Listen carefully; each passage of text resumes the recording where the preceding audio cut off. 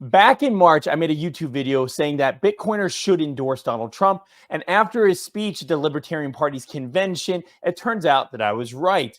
But even I didn't predict that this would happen so quickly. If anything, I made the argument that Bitcoiners should be endorsing Donald Trump, but that he wouldn't necessarily be so pro Bitcoin. A lot of what I discussed was around the Trump NFTs, Republicans being anti central bank digital currency. But what happened the other night at the Libertarian National Convention's party speech, where both Trump and RFK spoke, but especially Trump came out as super pro Bitcoin, was very unpredictable. So let's get into the strategy behind this and why this is such an incredible movement, an incredible moment for the Bitcoin crypto space, and how we can effectively capitalize on this moment. Because after all, as I say on my channel all the time, politics is all about betting and also making the strategic use of moments in the right given time. So if we do not make the right moves now, we could be wasting a very crucial moment for the space. So let's get into it. Number one, does Donald Trump actually understand Bitcoin? Probably not. But that doesn't matter. All that matters is that he recognizes that the margins for this election are incredibly thin. And they're so thin that the difference of 50,000 votes in a swing state like Michigan or Minnesota or even Pennsylvania could make up the election, which means with the majority of Americans already knowing who they're going to vote for, some statistics say it's upwards of 90% of Americans already know who they're going to vote for. That 10% is going to make or break the election. And we could just say that at this point, the presidential candidates, Joe Biden and Donald Trump, are going to be trying to siphon off from each other electoral votes or election votes in the 0.5% bracket, which means Bitcoiners and people who hold cryptocurrency, which in America is about 50 million people, but how many of those vote, I'm not entirely sure. But you could argue that's at least a percentage point in some of these states.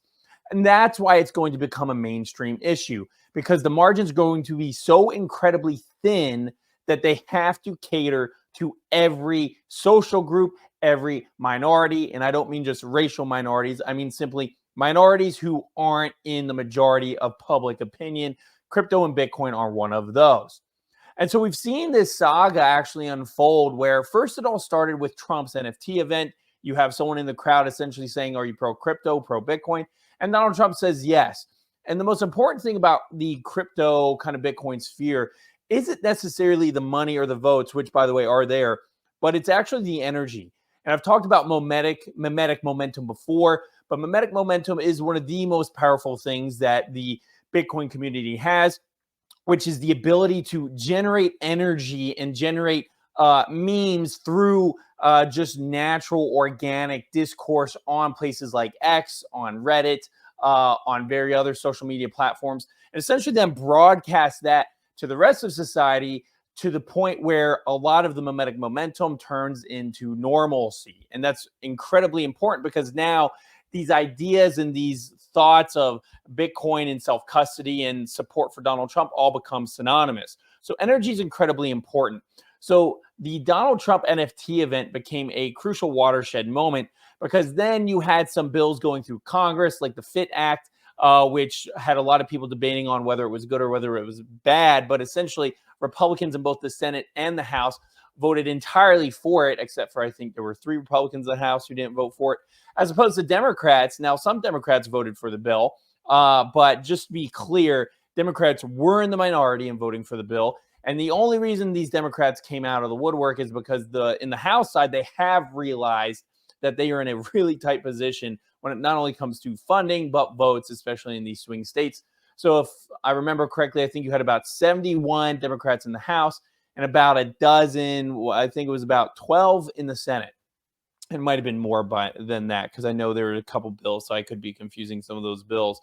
But the key point here being that then after that vote was passed and some of the crypto people came out on behalf of Donald Trump, Biden sends out a text message essentially equating cryptocurrency executives with big oil, which big oil is one of the biggest enemies to the Democratic Party. So obviously linking the two and saying that crypto people are now on the side of Donald Trump. Actually, I got that text message. I sent it to a bunch of friends and then it ended up going viral, which was pretty awesome. But it was in the same like 5 days in which the ETH ETF was looking to get approved, which the idea with the ETH ETF was that it was getting approved because Biden needed those crypto Bitcoin votes. But now it put him in a position between the text and the ETH ETF where, frankly, all of his momentum was lost.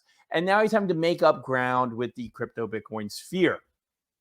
But now there's no longer ground to be made up because Trump's speech essentially won over the entire Bitcoin Web3 crypto crowd. If you look at the crowd at the Libertarian Party convention, and this is pretty popular with libertarians in general, there is no broad platform. Libertarians have always been incredibly disorganized. Their party platforms never really seem to be consistent. They're all around these ideas of just pro-freedom, pro-choice to do whatever you want, and that's okay. But the real marker is that truly, as opposed to a political movement, it's more of a social movement. And you see that in the fact that all the signs at the Libertarian convention are free Ross signs. And those are free Ross Ulbricht signs, who is kind of a hero within the crypto Bitcoin community and who is still in prison. Trump said he's going to commute his sentence. And that one issue right there essentially is the winning issue for a majority of people in crypto and the majority of people in Bitcoin. It's not a policy issue. It's a social issue. And it's a social issue that, of course, brings out a lot of other ideas around policy and freedom and whatnot. But freeing Ross has become one of those memes, those mainstays of the Libertarian Party and the Web3 party as a whole, or the Bitcoin party as a whole. And that's been very popular. So one, Trump saying that he's going to commute Ross Ulbricht's sentence was essentially in the bag, him winning the Libertarian Bitcoin vote. Because what that does is Biden could free Ross right now, but he's not going to. There's no way I don't think Biden is going to do that. But even if he does, Trump can take all the credit because Trump was the first to say it. So he can say, I'm the reason that Ross is now being freed because I forced Biden to do that. And now if Biden doesn't do that, he still looks like the bad guy. So it's important in politics to actually sometimes be first to an issue, even though you take the most risk, because if you can be first, you make the other person respond, which always makes them weaker. So now whatever Biden does when it comes to Ross Ulbricht, he's on the weaker side. Even if he commutes, a lot of people will be like, man, I'm glad he commuted the sentence. Does that really invigorate fervor for Biden or for Trump? Well, we all know that he would only do it because of Trump. So strategically, then it's still kind of a win for Trump, even though Biden could kind of take some of that win away. The other thing Trump said during the speech, number 2, was the right to self-custody Bitcoin. Now, once again, Trump probably has no idea what that means. In fact, if you look at the speech, you kind of watch his eyes, which I was doing, he was reading and kind of stuck to the teleprompter more so than he normally is. So I know for a fact that he does not necessarily know what the heck self-custody means, but that doesn't matter. It doesn't matter at all because, as I've discussed before, all I need politicians to do is to say the right thing. Say the right thing because that's what I want them to do. That's why I give them money. That's why I vote for them, because I want them to parody the talking points that I give them, because that will put them in a corner to where they will have to do what I say if they're elected. So Trump saying, I support the right to self-custody, that video is now ingrained in eternity. And anytime Trump in the future does something that is against self-custody, we can simply replay that video and keep them in check. So politicians are very careful about what they say. And that is because it can be used against them. So Trump coming out for self-custody, whether he understands it or not, now means we have a litmus test and a bar to hold him to. And he understands that too. His entire team understands that. That's why there's this relationship between us, the voter, and the politician when it comes to some of these talking points, because we can hold them accountable when they say things that we like. And in return, we give them the money, we give them the votes, right? As long as they're sticking to the mission. A lot of people will argue, and I see this on Twitter all the time, that this is just pandering. Yeah, no duh. Of course it's pandering, because that's what politicians do. You're not hating on Trump for pandering. You're really just actually hating the democratic process, which is okay. And you can hate the democratic process if you don't like how politics works. But congratulations, this is how all politics has always worked forever. As long as there's an electable person, he has to pander to whatever the sentiment of his voters are. So if anything, we should be counting this as a victory that we deserve now to be pandered to, as opposed to being completely ignored.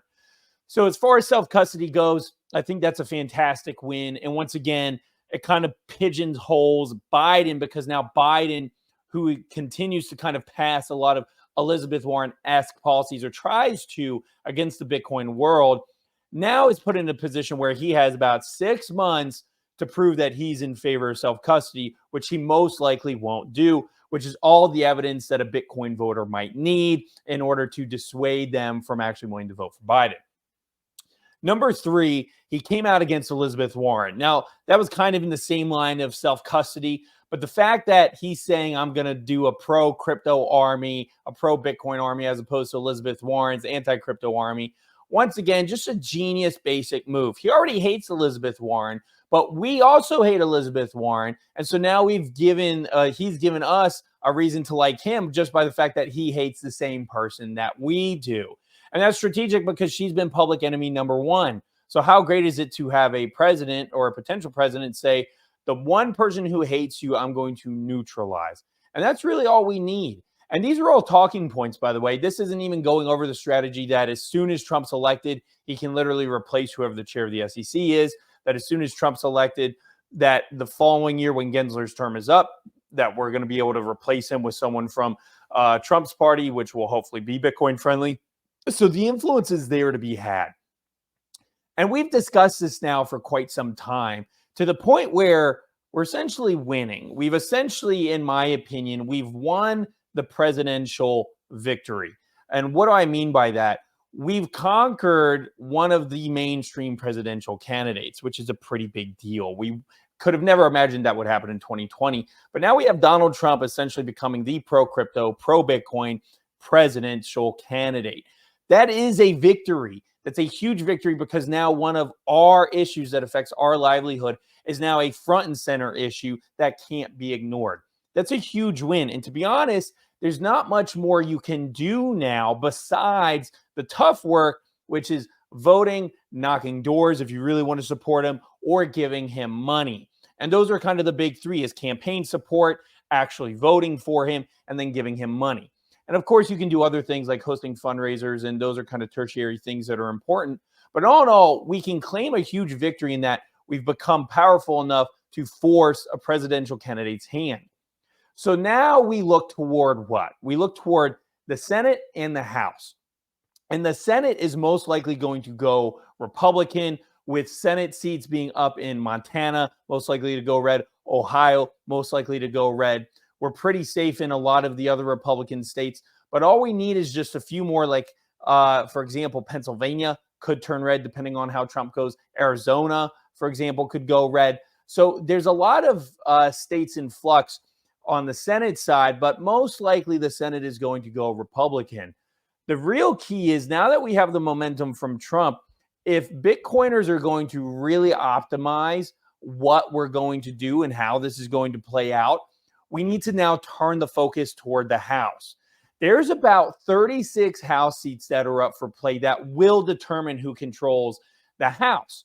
And the House, if it's not red, then it's almost pointless to have a Republican Senate and a Republican president, if you're going to bet on Trump, right? And I'm using this as a perspective, because maybe you're not betting on Trump, and that's perfectly okay, even if you're in the Bitcoin sphere. But if you are going to bet on Trump and you're going to double down, we've already won him over. We've won him over. We've won Vivek over, who's going to be his advisor now. He himself is stating these things.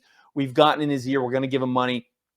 If we're betting on Trump, we now need to start doing some of the more dirty work of, okay, well, to truly bet on Trump, we need to make sure that Trump can do whatever he wants once he's president. And that is making sure that the Senate is red, which Bitcoiners are already working on. People like Ryan Selkis and the Fair Shake Pack are already working on. But it's also, now we got to turn to the House. And if the House flips to Democrats, which is kind of what the people in the Beltway in DC continue to say, then a lot of what we're doing will be for naught. Now, that's not to say that, okay, we're going to have Trump in control of federal regulators, but you want to actually pass legislation. And you shouldn't let this moment go to waste, because we're going to ride on the coattails of Trump and all those voters that are going to go with him. It's no coincidence, for example, that, okay, he's confined to New York City, but if you look at his rally in the Bronx, for example, New York still has seats in the House that are going to be swing seats. Trump doing well in New York doesn't necessarily mean he needs to win the New York Electoral College votes, but it could mean that he becomes popular enough to flip certain seats in the House. That's the same with California. It's the same with the swing states in Pennsylvania, Michigan, Minnesota, and Wisconsin. When he does rallies there, it's not just about winning the electoral college votes, even though that's his main priority. It's also about maintaining control of the House. And so, what's great is if we have about $100 million to play with in political donations, and you said about 50 of that aside for the president, 25 of that aside for the Senate, the 25 million we would set aside for the House can go a long way, because with about 36 different House seats and whatever the math is on that divided by 25 million, let's just say that even $500,000 per candidate is a lot of money to help swing House elections. Most House elections are nowhere near as expensive as Senate elections, especially presidential elections. So you can use that money to have way more influence. And House elections is really where some of the voting matters because of how the districts are designed. So this is going to be a critical moment for the Bitcoin space, especially if we decide that Donald Trump is our guy, which it seems that we are doing. So now it's time to really surround Donald Trump, but not just Donald Trump, his advisors as well. It's time to start plugging into, I believe it's Initiative 2025, which is, I think, run by the Brookings Institute or not the National Review, but some other organization, which is essentially a giant institutional structure stating if Trump wins, here are all the people that are okayed by Trump to go ahead and nominate to all the federal positions. It's time for Bitcoiners to start getting involved in that to make sure that, hey, these people are pro-Bitcoin. So if Trump wins, we already have people set up for the House, Senate, and in the administrative state. But it's also now looking like, okay, how do we get involved in these House elections, start doling out money to potentially ensure that the ones that are leaning red stay red, and the ones that are leaning blue potentially flip to the red side. So the strategy is there. The politics is just getting started. The thing we need to watch out for is we are now in the big leagues. What I mean by that is we have one single bet. If we're going to place that one single bet on Trump, we need to go all in, because now the perception is that we are already all in. And so, with that perception, that means that if Trump does not win, we are going to get the hammer. We're going to get regulated like you've never seen before, and our industry is going to get punished for backing a president that might lose, right? Backing a presidential candidate that might lose. Because that perception is already there, the money has to flow. The votes have to flow. The stakes are now way higher. You're going to see, even if Biden capitulates to try to just earn some of the vote back, they're not going to forget that when he wins. Because if Biden wins, he doesn't owe us anything. It's Trump who owes us because we're the ones coming out and donating money. Biden's just trying to maintain the status quo. And because he's in a weaker position, because Trump has initiated the issue, that also means that he's less tied to us, whether he wins or loses.